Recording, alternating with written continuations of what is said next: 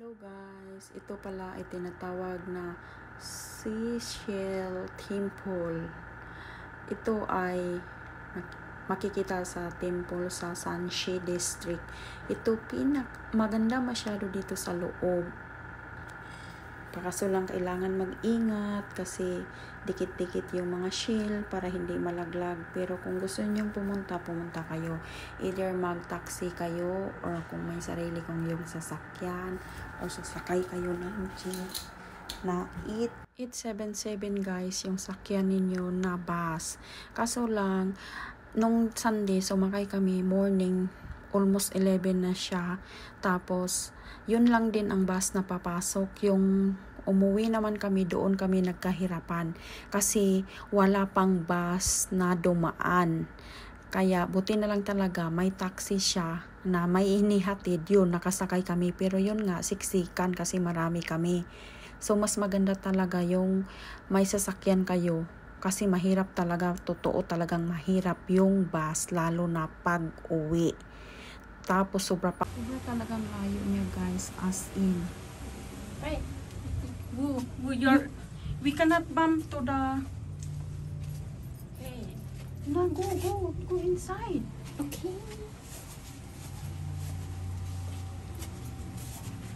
No, I want to take video, so that's why I started there. I want for my YouTube. Oh, here is good. Later, I want to take video first, and then later we.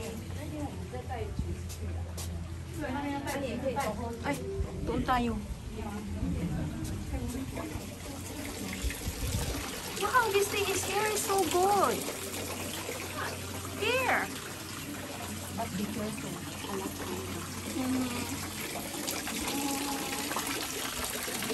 Did you see?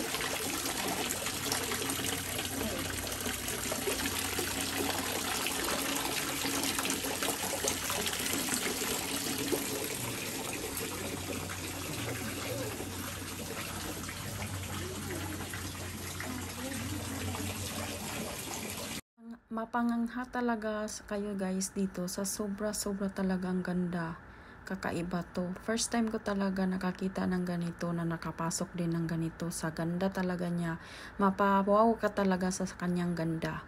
Kaya gusto ko siyang balikan, pero dahil mahirap yung sakyan, siguro next time na. Kasi ang hirap-hirap talaga pag mag-commute. Lalo na yung bus, hindi laging dumadaan sa isang araw. Sa umaga, isa lang bisis. Tapos pagtanghali, isa lang din. Pero hindi ko rin alam kung anong oras siya dadaan pag tanghali. Kasi yung sabi ng iba, may 2:00 daw. Pero nung umano kami doon ng 2:00, wala talagang kabas-bas. 2 oras talaga kami nag-antay doon, pero wala talagang dumaan. Tapos nung sinerch namin, na naman na 4:00 na naman nung araw na yun dadaan. So mas mabuti talaga yung may sarili kang sasakyan, ang masasabi ko lang. Yung pakyaw na, para hindi ka doon, mahirapan na mag-abang sa sasakyan pag-uwi. So, yung iba dyan, mag-group kayo, pakyawin nyo na yung sasakyan para ihatid kayo, antayin na rin kayo.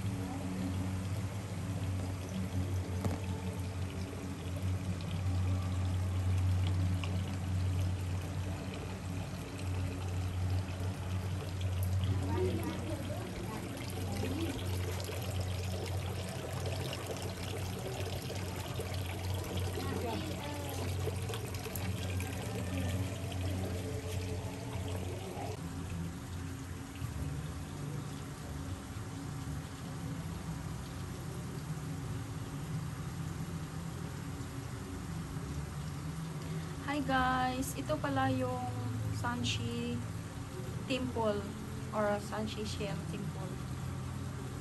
Ang ganda ano. Ayan, makikita nyo ang paligid, talagang sobrang ganda. Yan. Pero limit lang kami sa oras kasi isang bus lang kasi dadaan.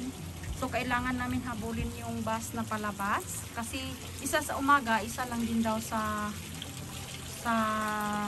afternoon. So sasakay kami sa afternoon na dadaan na bus. Tapos yun ang uwi namin directly. So sa gustong pumunta dito, 877 yung directly na bus. Ihinto talaga kayo. Dito talaga kayo ihinto sa temple na to. Tapos aakyat lang kayo kasi mataas, nasa mataas siya eh.